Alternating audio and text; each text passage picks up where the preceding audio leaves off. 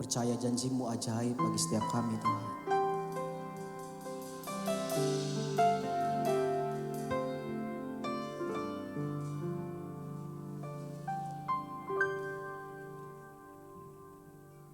Sungguh besar setiamu, Kau nyatakan bagiku.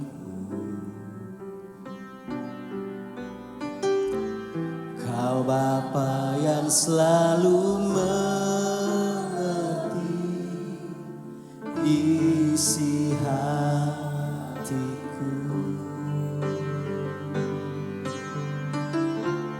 Kemuliaan-Mu Kau janjikan,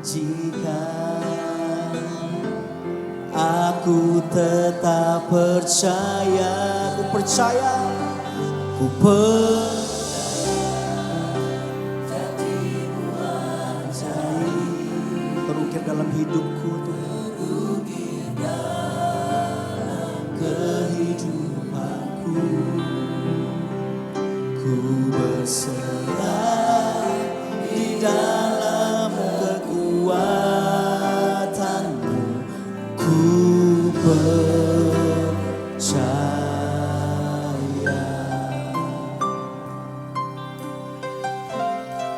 Sungguh besar setiamu Tuhan, sungguh besar setiamu yang Kau nyatakan bagi setiap kami Tuhan. Tuhan Yesus, Kau Bapa yang selalu mengerti isi hatiku. Kemuliaan-Mu Kau janjikan Tuhan, kemuliaan-Mu Kau janjikan, aku tetap percaya. Sama-sama nyatakan dengan iman, percaya. Janji-Mu ajaib terukir dalam kehidupanku. Ku berserah di dalam kekuatan. Hanya Kau segalanya bagiku. Ku percaya janji-Mu ajaib Tuhan.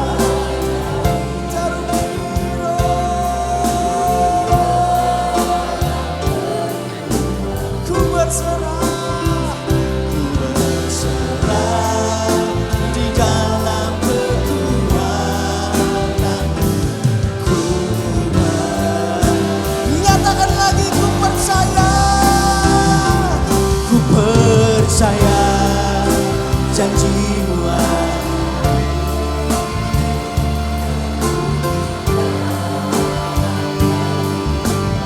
kami berserah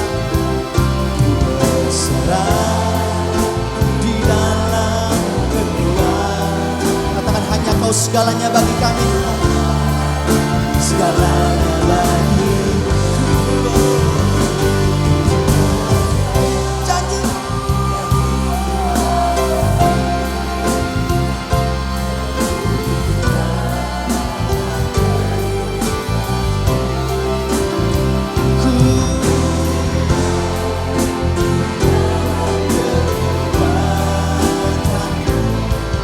Yuk kita berdiri sama-sama, bagi berdiri sama-sama, nyatakan dengan yakin, katakan kami percaya Tuhan.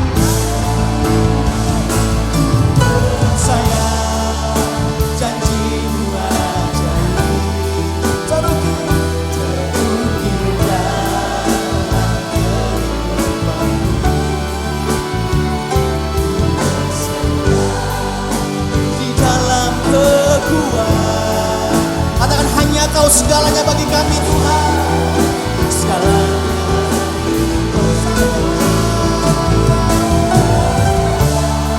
Janji-Mu terukir dalam.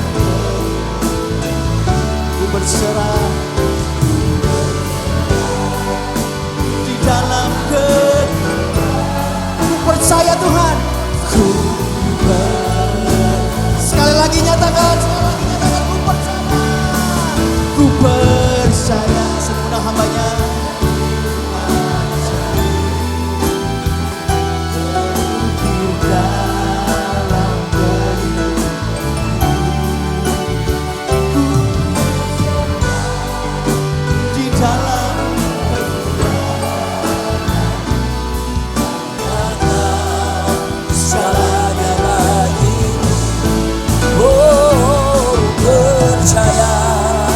janjimu ajaib terukir dalam kehidupanku. Ku berserah di dalam kekuatan, ku berserah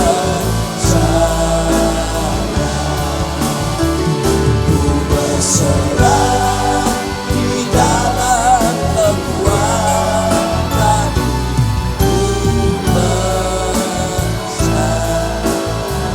ku berserah di dalam kekuatan, ku percaya.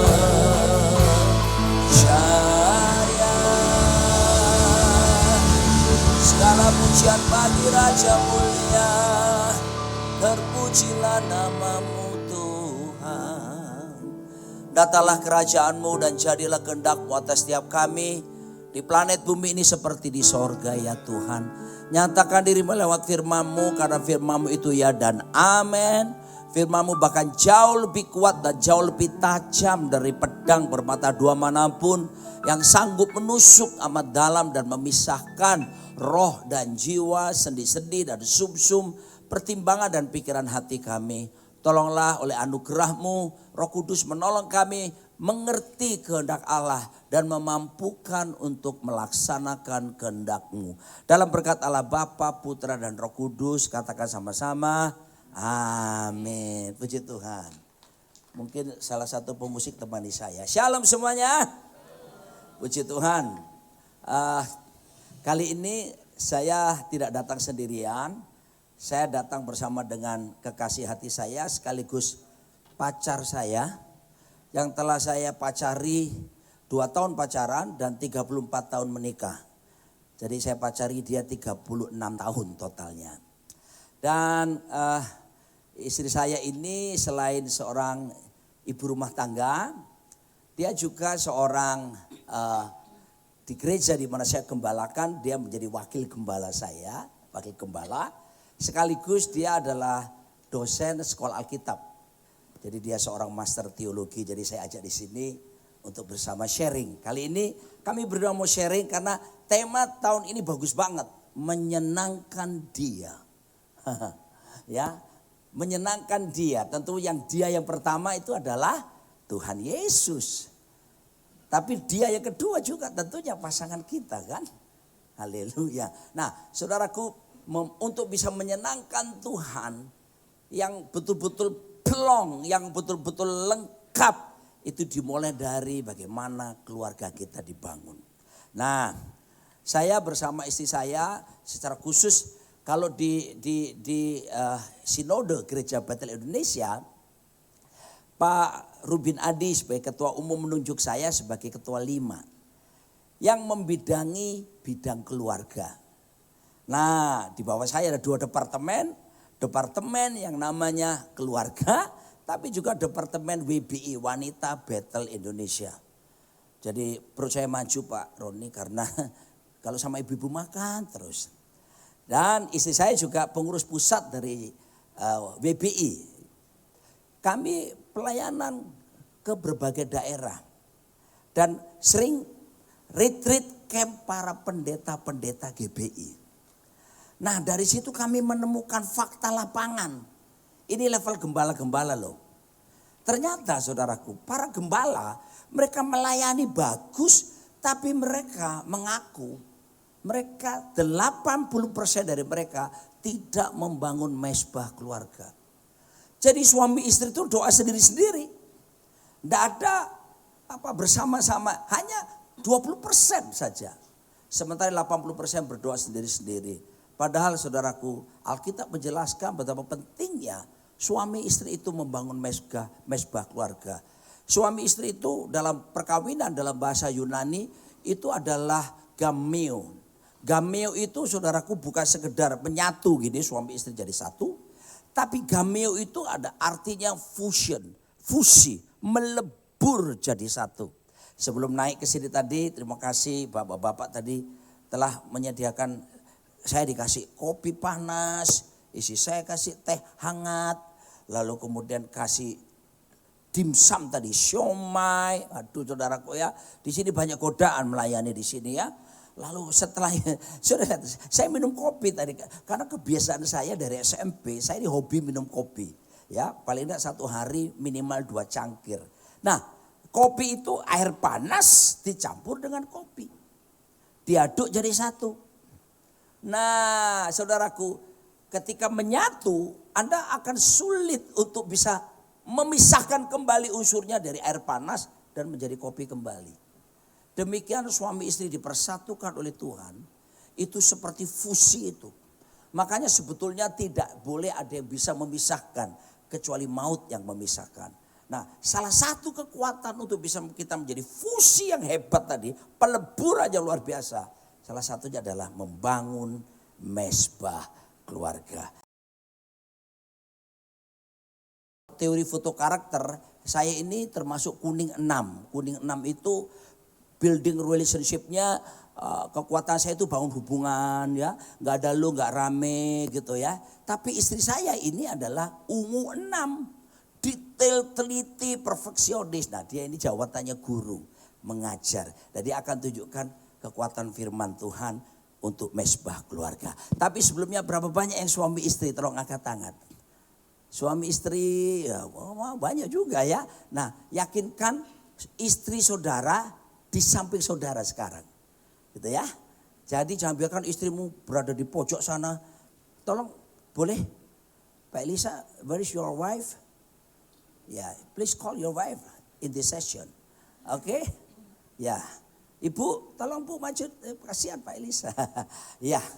Tolong yang lain juga, bapak-bapak yang lain panggil istrinya. Ya Pak Kamto ya, Pak Roni, ini mohon izin kali ini.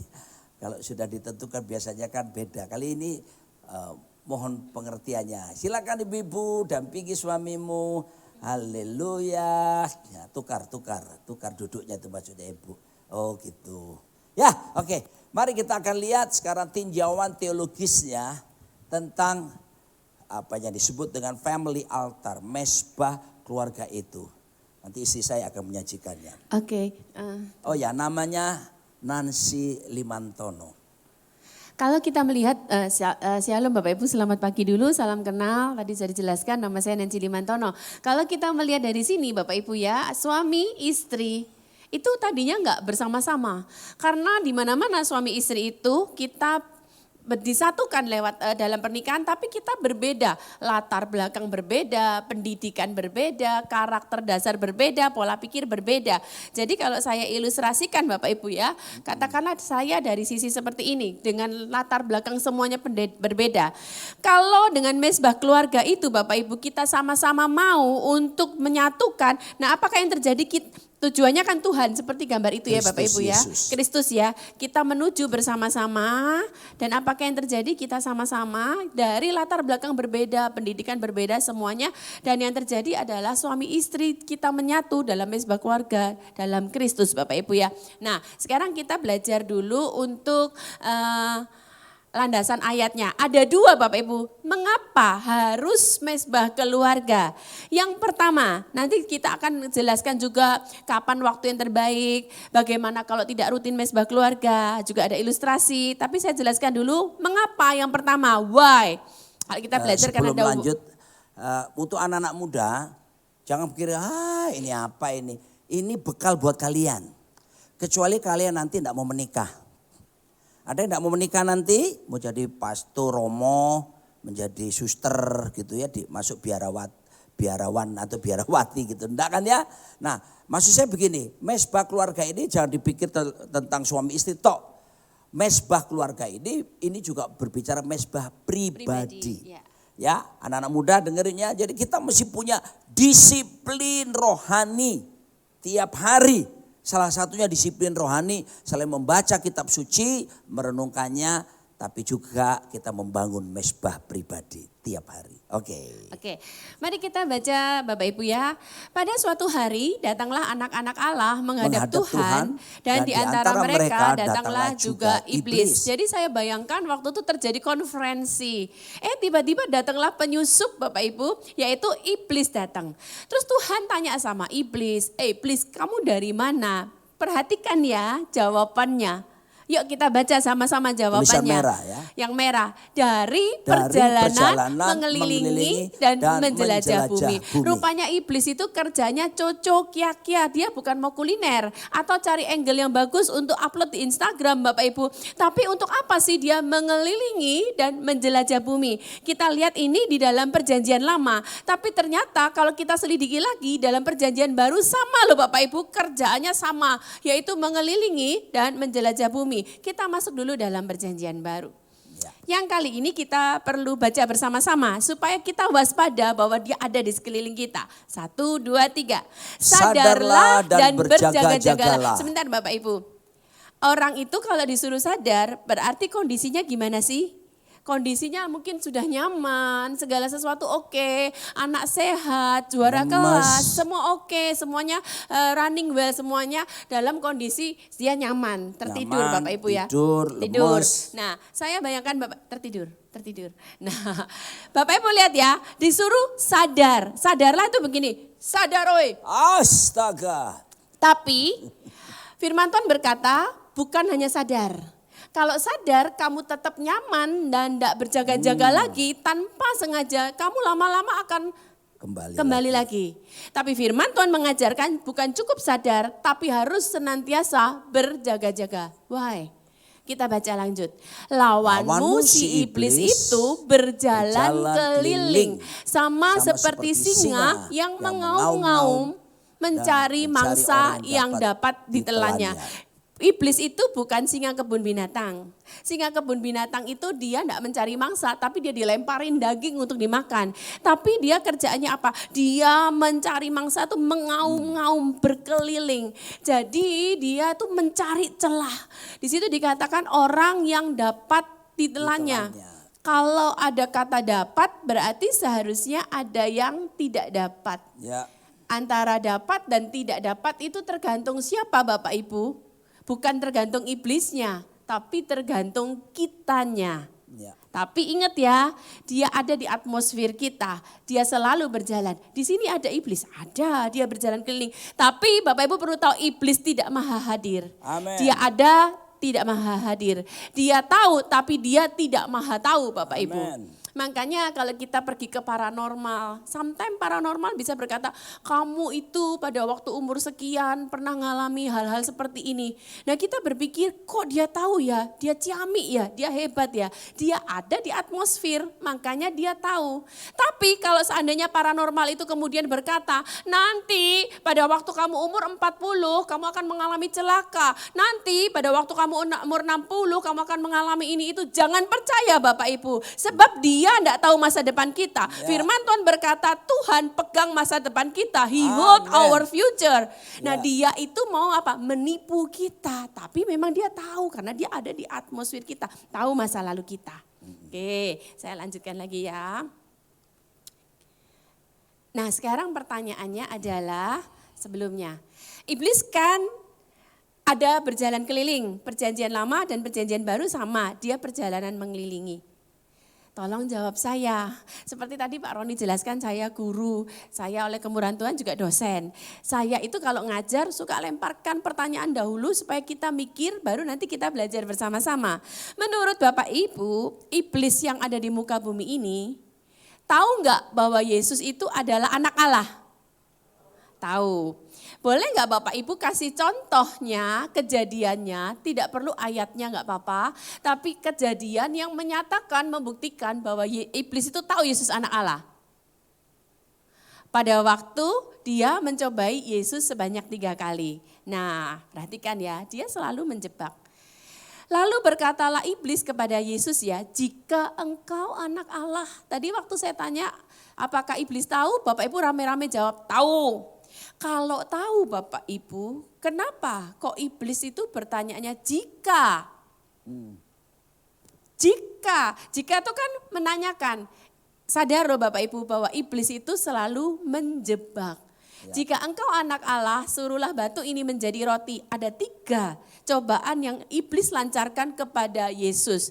Dan 3-tiganya Yesus menang dengan firman Allah. Oke, gini. Kalau kita tahu semua ceritanya, akhirnya iblis pergi kan meninggalkan Yesus. Ya. Apakah iblis pergi dengan begitu saja? Ingat, dia berjalan keliling.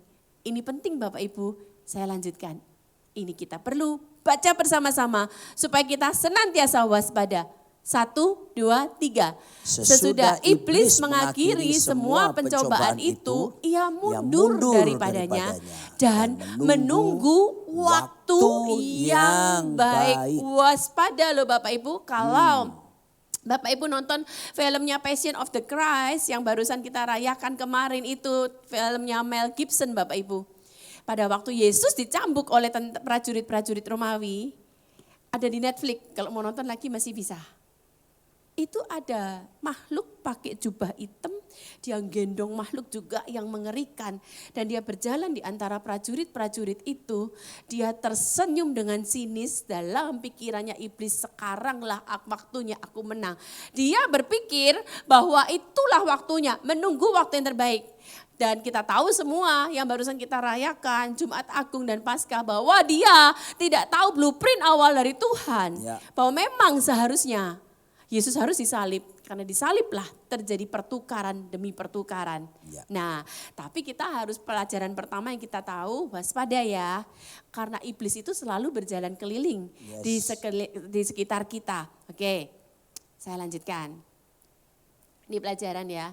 Nah, Bapak Ibu kembali lagi ke Ayub.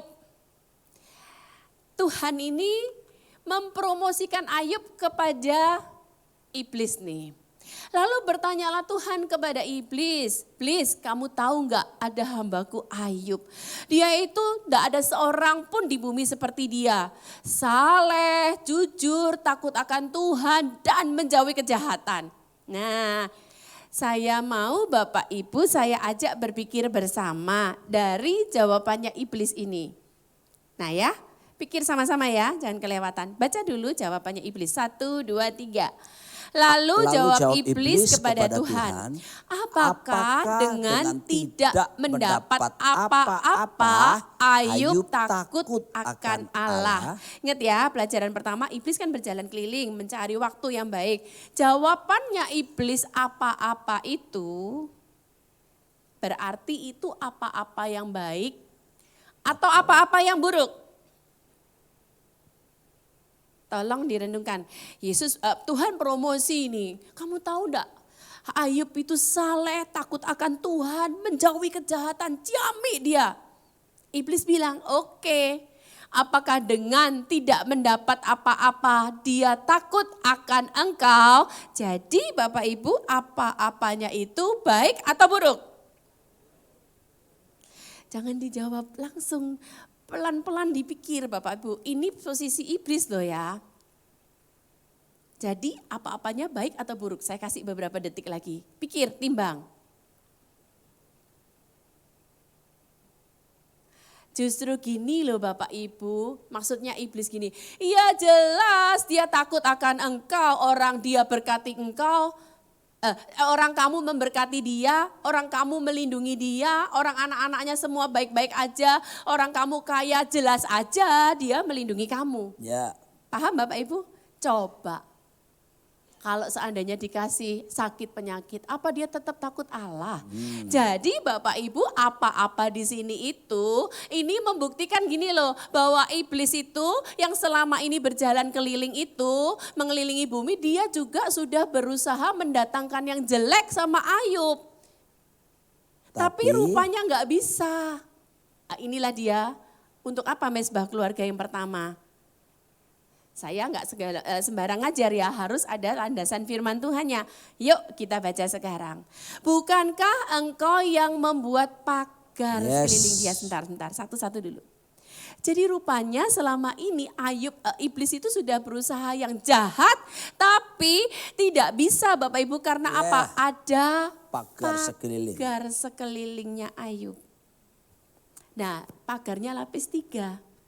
Yang pertama dikatakan apa? Sekeliling dia. Dia itu siapa? Ayub itu, kepala keluarga. Misalnya Pak Roni. Jadi ada iblis mau jelek-jelek sama Pak Roni, nggak bisa karena ada pagar atas Pak Roni, Bapak Ibu. Sekeliling dia. Dan rumahnya, rumahnya itu bicara apa sih? Seisi keluarganya, istrinya, anak-anaknya dan semuanya. Kalau yang sudah punya mantu, punya cucu, semuanya seisi keluarga. Itu ada pagar perlindungan Bapak Ibu. Dan lapis yang ketiga adalah segala yang dimilikinya. Pekerjaan kita, aset-aset kita, semuanya yang dimiliki. Jadi iblis selama ini mau yang berbuat jahat, mau ngapa-ngapain Ayub itu nggak bisa karena ada pagar, Bapak Ibu. Amin. Nah, kita lanjutkan pernyataan iblis. Apa yang dikerjakannya, kau berkati. Ini loh Bapak Ibu, mesbah keluarga itu. Amin. Dan apa yang dimilikinya makin bertambah di negeri itu. Sekarang adalah kita mau tahu nih pagarnya gimana anak-anak muda supaya juga tetap ada pagar. Kalau kita pelajari mungkin di sesi lain Pak Roni punya materi yang menyatakan Ayub 29 sejak masa mudanya Ayub itu bergaul karib dengan Tuhan. Kenapa Ayub itu bisa luar biasa? Kalau sudah baca Ayub 29, Ayub itu kalau jalan ke tengah orang tua yang duduk pun respect berdiri. Biasanya kan justru yang muda berdiri. Ini orang tua berdiri lihat Ayub datang. Pejabat-pejabat teras atas. Begitu Ayub datang ngobrol gini langsung tutup mulut mereka. Seperti lidahnya taruh di langit-langit. Pernah taruh lidah saudara taruh di langit-langit coba. Sudah, ya, sekarang ngomong. Nggak bisa ngomong. Jadi terkunci. Ya, anak-anak muda begitu Ayub datang ke suatu ruangan, ke suatu tempat, anak-anak muda dikatakan Ayub bilang mundur, lalu kasih hormat. Apa rahasianya? Kalau sudah baca ayat 29 ayat keempat, sejak masa remaja, dengar anak muda, sejak masa remaja Ayub bergaul karib dengan Tuhan di kemahnya. Makanya penting sekali bangun mesbah pribadi, bangun mesbah keluarga. Ada wibawa ilahi selain perlindungan, tapi juga ada wibawa ilahi yang Tuhan izinkan terjadi. Iya Bapak Ibu, terus kemudian saya cerita sedikit dulu ya. Waktu itu yang di Rawamangun itu, saya yang cerita. Ya, jadi saya satu kali diundang KKR, tapi waktu itu saya masih di Mataram, Pulau Lombok ya. Sebelum saya dapat tugas ke Jakarta seperti sekarang. Ini cerita ini it's about 25 years ago. 25 tahun yang lalu saudaraku ya. Saya diundang KKR di sebuah gereja di Rawamangun. Dan waktu itu zamannya belum ada flyer-flyer, cuma ada spanduk-spanduk di jalan. Hadirilah KKR bla bla bla pendeta Roni Daud Simeon dalam kurung Mataram. Jadi Lombok gitu kan ya. Nah biasanya kan kalau KKR itu kan dari daerah ngundang Jakarta. Nah ini lumayan lah dapat privilege kemurahan Tuhan. Nah waktu saya khotbah seperti ini, saya sama sekali tidak tahu ternyata ada salah satu orang yang duduk paling belakang. Makanya hati-hati yang di paling belakang saudara ya. Itu seringkali kalau tidak jaga-jaga itu hati-hati. Dia ini ternyata baru pulang dari perguruan di pegunungan kesaktian. Ya, salah satu kesaktiannya adalah begini, ya. Dia bisa lihat pohon kelapa, buahnya. Lalu dia pakai jambi-jambinya, saya nggak tahu gimana ya. Humpila humpimpa, alaikum, gambreng gitu ya. Itu bisa pecah saudaraku, tas bisa pecah. Lalu kemudian kalau dia uji kesaktiannya ayam lagi manggut pasir atau apa gitu. Dan dia punya trik magicnya itu, perguruannya. Dia katakan, pecah. Kepala ayam itu seperti meledak. Dan matilah dia. Nah dia datang, dia bukan orang Kristen jelas. Dia datang untuk nguji kesaktian pendeta. Dia duduk paling belakang. Nah di situ saya khotbah. Nah saya kalau khotbah biasanya kan gak bisa diam gini. Saya jalan kiri kanan. Dari belakang dia keluarkan jambi-jambinya. Jatuh. Nggak tahu kok dia tidak bilang pecah-pecah ya, tapi dia bilang jatuh. Saya nggak jatuh. Tahu-tahu saudaraku setelah saya khotbah kan altar call. Siapa yang mau bertobat, saya mau didoakan, siapa yang sakit, siapa semua maju ke depan. Majulah mereka. Penuhlah yang ada di depan ini. Termasuk yang di belakang tadi, oknum satu ini maju ke depan. Rupanya enggak semua yang maju ke depan itu betul-betul mau cari Tuhan, saudara ya.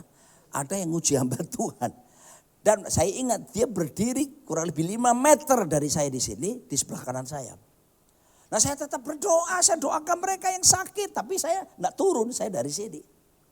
Waktu itu ternyata orang ini tuh pakai ilmunya.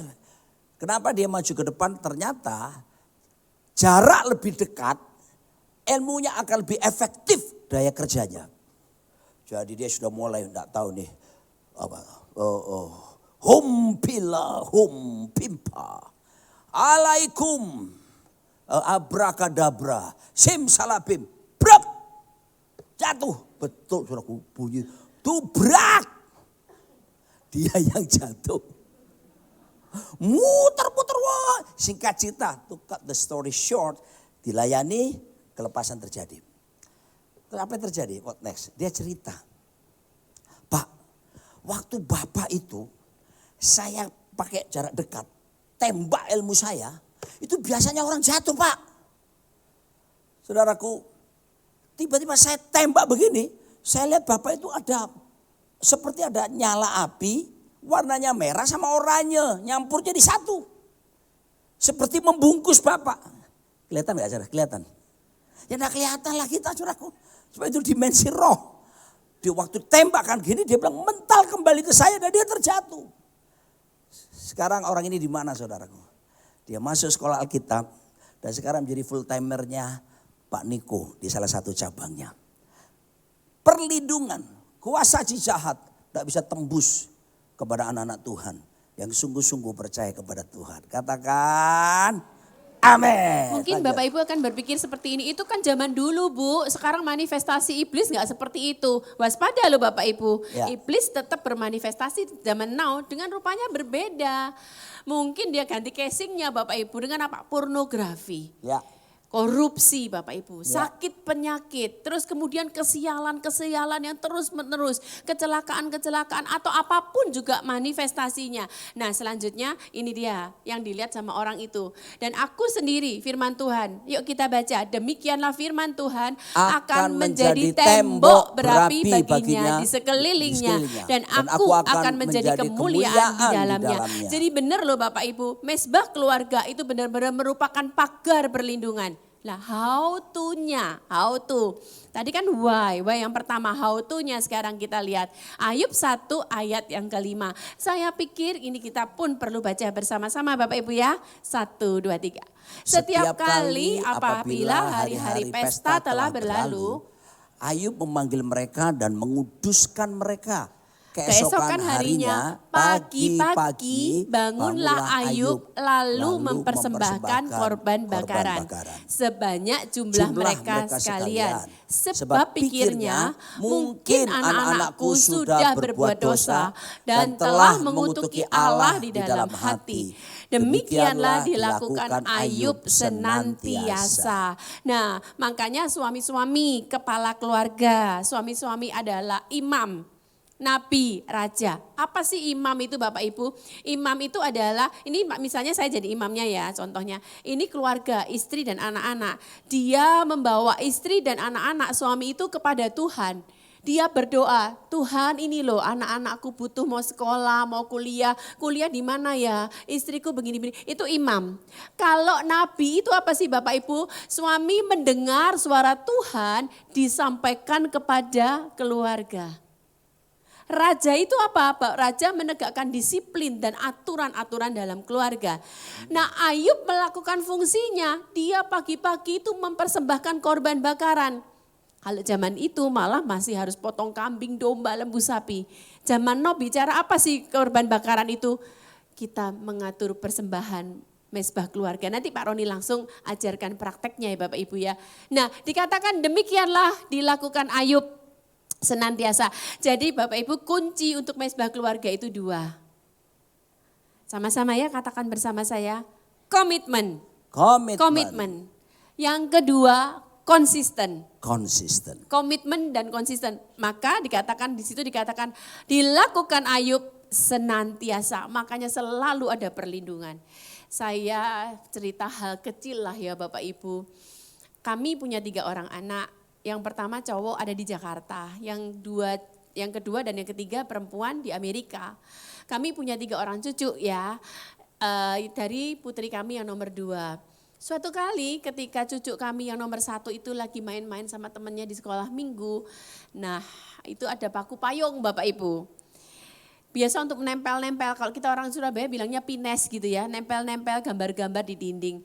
Nah itu entah kenapa cucu saya itu main-main-main masih umur baru 1 tahun lewat waktu itu. Dia buka, dia ambil itu beberapa paku payung masuk ke dalam mulutnya. Makanya saya mau katakan perlindungan Tuhan itu seperti pagar berapi. Kita loh enggak sekaya-kayanya kita nggak bisa bayar bodyguard 24 jam buat anak cucu kita.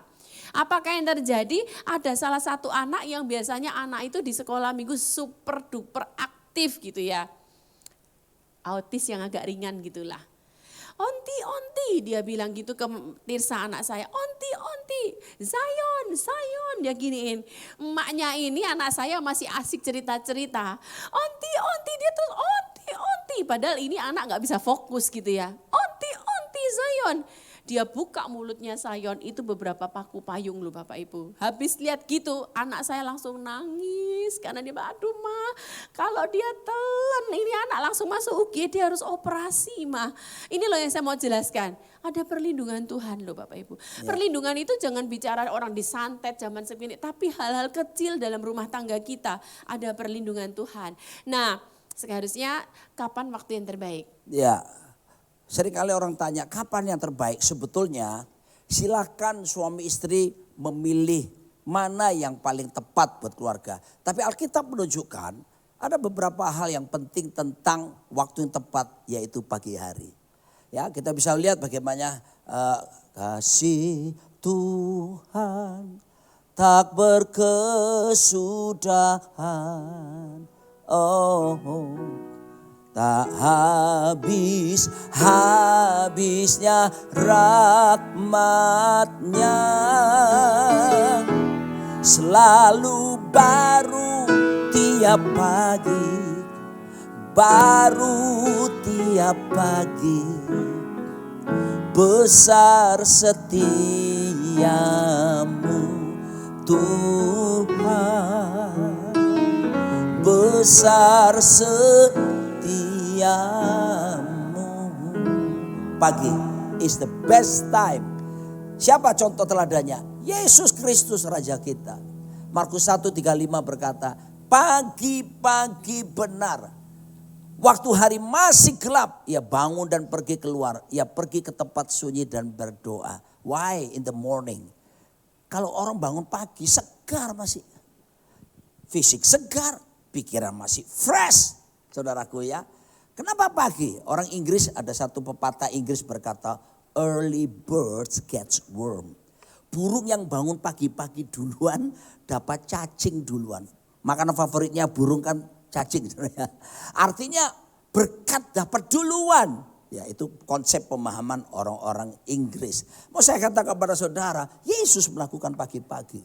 Dan disitulah ketika kita melakukannya. Ini yang terjadi. 34 tahun pernikahan kami saudaraku ya. Every single morning sampai tadi pagi. Saya sebagai suami kepala keluarga. Saya pimpin istri saya. Untuk bangun mezbah tiap hari di hadapan Tuhan. Dan kita akan menikmati dan saudara akan beritahu apa keuntungannya. Selain tadi ada yang disebut dengan pagar perlindungan. Tapi nanti kita akan melihat ada hal yang luar biasa tentang penyatuan suami istri yang luar biasa. Sebelum kita masuk ke yang kedua, pertanyaan selanjutnya ini Bapak Ibu. Kalau mesbahnya enggak rutin gimana? Tadi kan dikatakan ada pagar perlindungan dong. Dan kita kan belajar hukumnya komitmen dan konsisten. Tapi kalau ternyata bolong-bolong nih, katakanlah aku lembur, aku punya baby, aku nggak bisa saruh mesbah keluarga. Waduh ada lagi juara bola dunia ini, aku harus lihat dunia kejuaraan nih. Gimana kalau misalnya nggak bisa rutin? Apakah pagar perlindungannya masih ada? Nah, selanjutnya kita perlu ilustrasi. Ini. Berjaga-jagalah dan berdoalah supaya kamu jangan jatuh ke dalam pencobaan. Roh memang penurut tetapi daging lemah. Saya butuh bantuan secara cepat ya. Ada satu orang yang badannya besar, tinggi besar. Boleh? Saya lihat Bapak tinggi besar kan. Oke. Nah, Pak Elisa juga maju ke sini Pak ya. Kita masuk TV nih Pak. Mana tadi? Pak Ari, tolong ke sini. Nah, maju ke sini Pak. Ya, masih musik. Greng.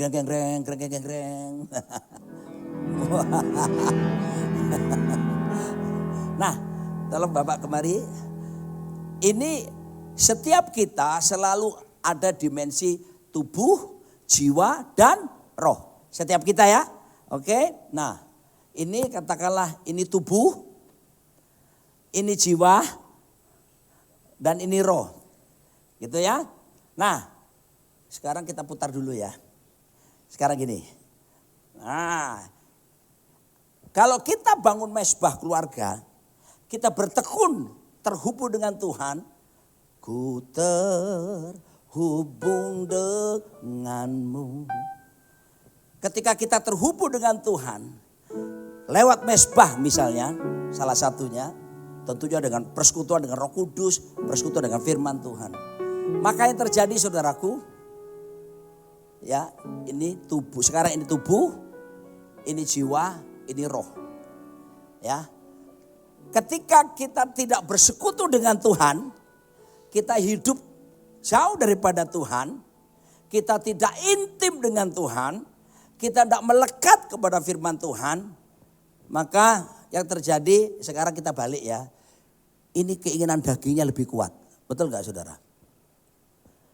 Jiwa itu apa sih? Jiwa itu ada pikiran, ada perasaan, ada kehendak. Nah jiwa ini tugasnya apa? Menyampaikan keinginan daging kepada rohnya. Jadi dia ini perantara. Ya. Demikian pula jiwa ini menyampaikan keinginan roh kepada tubuhnya. Sekarang akan kita lihat pergerakan berikutnya. Ketika kita jauh dari Tuhan, menuruti keinginan daging kita, yang terjadi Anda berdua bertiga gini sekarang. Bukan, gini. Oke, musik. Jadi ya kamu aja penggodanya. Ya, istri saya penggoda. Ya, ini. Rajin dulu aja saya. Anggaplah yang rajin dulu aja ya. Okay. Bapak Ibu kita baca dulu supaya ngerti maksud dari ilustrasi ini. Sama-sama berjaga-jagalah dan dulu. Berdoalah. Baca sama-sama supaya kamu jangan jatuh ke dalam pencobaan. Rohnya penurut, dagingnya lemah. Dagingnya jadi lemah. Ilustrasinya nih yang kuat dulu. Yang mesbah dengan komitmen dan konsisten. Jadi ini roh sekarang. Rohnya yang ini kuat. Ini roh dulu. Ini jiwa, ini tubuh. Ya. Mohon maaf permisi, jadi penggoda sebentar aja. Istrinya di mana Pak? Oh di Jawa, oke. Maaf ya Bapak Ibu permisi ilustrasi aja. Apalagi jauh dari istri. Bapak namanya lebih siapa banyak. Pak Ari. Shalom Pak Ari. Bapak-bapak waspada loh ya, ada yang shalomnya lembut itu memang orangnya lembut atau niatnya goda. Gitu. Bapak apa kabar? Istri Bapak di mana?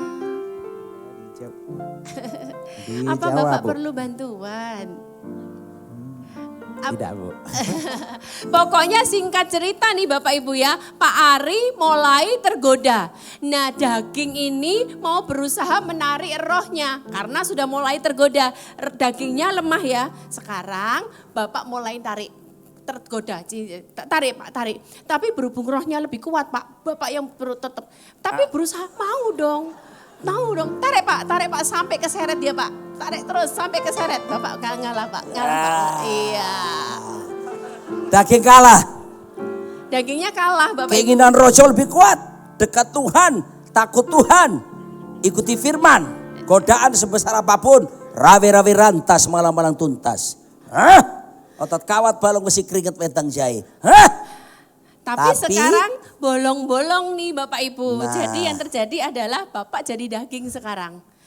Paham maksud saya? Karena Balik. rohnya kalah gede. Karena sudah tidak berdoa lagi, tidak berjaga-jaga. Daging, jiwa, roh sekarang. Ya, udah nggak berdoa, nggak baca Alkitab, nggak mau melayani. Udah, bagaimana mau menyenangkan Tuhan? Ini dia kondisinya sekarang. Godaan datang. Sekarang godaannya berupa duit nih Pak. Karena pernah pekerja kita ditawarin money laundry. Titip rekening aja Pak. Saya titip ya Pak ya. 100 miliar. Cuma titip Cuman kok. titip aja Pak 1 bulan. Nanti masuk ke Bapak lumayan tuh 100 juta. Cepet dia tuh Pak. Mau kan? Langsung ho-oh yang satu ini Bapak Ibu. Nah dagingnya berusaha narik. Mau. Rohnya bilang jangan. Tapi bagaimanapun juga Nggak kalah bisa. Bapak Ibu. Kalah Bapak Ibu. Nah Ya, oke. makasih Bapak-Bapak. Atas nama bangsa Indonesia saya ucapkan terima kasih. Semoga amal ibadah Bapak-Bapak diterima di sisinya. Amin. Nah, ayat ini penting banget loh Bapak Ibu. Maka dikatakan ingat ya dari pertama kita belajar iblis itu selalu berjalan keliling loh. Dan tadi kita belajar Lukas 4 ayat 13 dia menunggu waktu loh. Jadi tetaplah waspada. Makanya kita belajar mesbah keluarga itu harus komitmen dan konsisten. Paling akhir sekarang. Ya. Yang pertama tadi, kenapa kita harus mesbah? Supaya pagar perlindungan. Atas siapa? Kepala keluarga, seisi rumah, atas segala yang dimilikinya. Nah yang kedua, mengapa sih kita harus mesbah keluarga? Karena gini, konflik itu kan tadi Pak Roni jelaskan tubuh, jiwa, roh. Namanya konflik itu terjadi di mana Bapak Ibu? Apakah di tubuh? Tubuh itu selalu mengikuti apa yang jiwa putuskan. Jadi justru konflik itu terjadi di jiwa. Karena apa? Manusia terdiri pikiran, perasaan, jiwa, pikiran, perasaan, kemauan. Dia lagi kepingin soto, saya kepingin sushi. Gak nyambung kan Bapak Ibu? Dia penyayang anjing, pemelihara anjing, saya tukang pukul anjing Bapak Ibu. Nggak nyambung Bapak Ibu, disinilah terjadinya konflik. Nah makanya kenapa sih kita harus mesbah keluarga itu? Kita baca sama-sama dalam Kisah 4 ayat yang ke-32. Sebelum baca gini, orang zaman dulu kalau nasihati anak yang mau menikah, yang penting pengertian. Emang pengertian itu produknya siapa? Enggak bisa, kita beda latar belakang. Ya. Kita beda pola asuh, kita beda culture. Pengertian itu bukan produk kita, bukan produk dunia.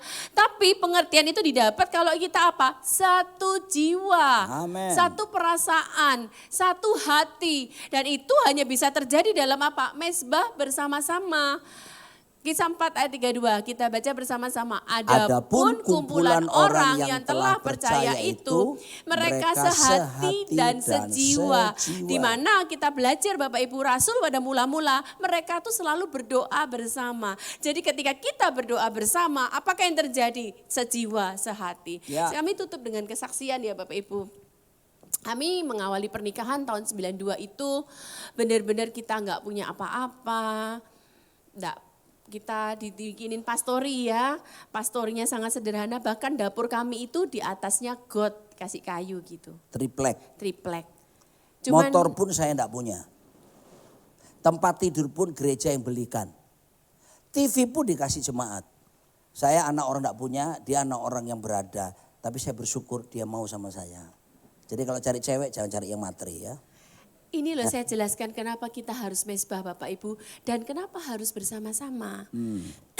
Kalau memang saya merasa kurang saya mesbah sama berdua, boleh tambah waktu ekstra Ya. sendiri. Tapi firman Tuhan berkata jika 2-3 orang berkumpul Ya. dalam namaku, di situ aku ada di tengah mereka loh. Amin. Jadi pentingnya kesepakatan bersama-sama selain sehati sejiwa. Jadi langsung aja praktek Bapak Ibu ya, pagi jam 5 kami selalu bangun.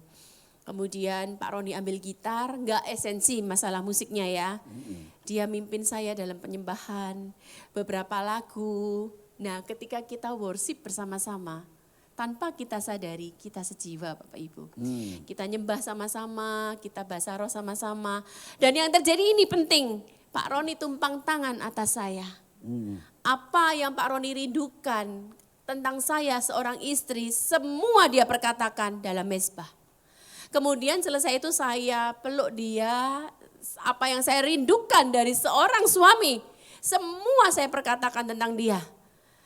Terus kemudian kita berdoa, itu waktu pertama nggak ada anak-anak, karena nggak mungkin anak-anak bisa mezbah sampai misalnya 40 menit, nggak mungkin. Pak Roni sebagai kepala keluarga, dia doakan 3 orang anak kami. David Tuhan. Kami keluar dari kamar, anak-anak baru bangun kan.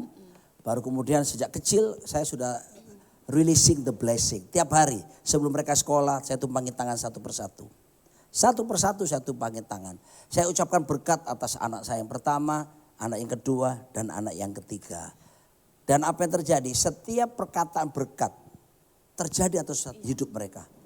Terjadi the power, kuasa firman yang diucapkan itu terjadi dalam hidup mereka. Dan mereka tiga-tiganya hidup takut akan Tuhan. Tiga-tiganya melayani Tuhan dan tidak mempermalukan kedua orang tua. Iya, jadi dalam mezbah tersebut Pak Roni belum ada anak-anak memperkatakan David, Tirsa, Tevi, kemudian kita syafaat untuk orang tua, untuk jemaat, untuk semuanya kita tutup dalam doa Bapak kami. Saya tutup ini loh Bapak Ibu, tadi saya jelaskan kita memulai pernikahan bahkan benar-benar sangat minim. Tapi kita berdua sepakat memperkatakan untuk ketiga anak kami. Amin. Ini bukan masalah tempat untuk sekolah anak kita ya Bapak Ibu. Tapi ketiga-tiga mereka lulus dengan sekolah yang terbaik. Mereka lulus sebagai summa cum laude Bapak Ibu. Dan yang paling kecil terakhir pada waktu kelulusan, ya ini oleh kemurahan Tuhan Bapak Ibu ya, dia ambil psikologi S2-nya di Amerika LA. 5.000 orang hadir. Kita juga enggak tahu, benar-benar surprise. Rektornya menyebutkan Sialomita Tevila Sumito menjadi pelajar yang terbaik, GPA enggak pernah kurang dari 4. Semua tepuk tangan kita nangis Bapak Ibu. Karena apa sih?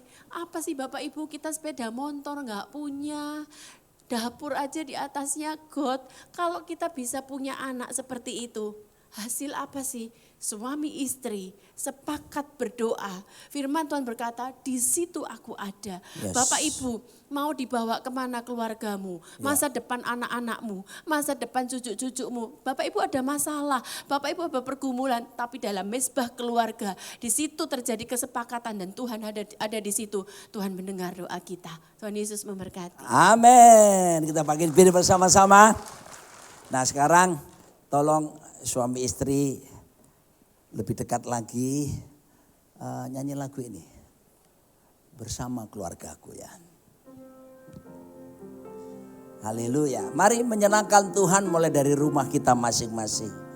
Bapak-bapak rangkulen istrimu ya. Haleluya. Aha. Nyanyi.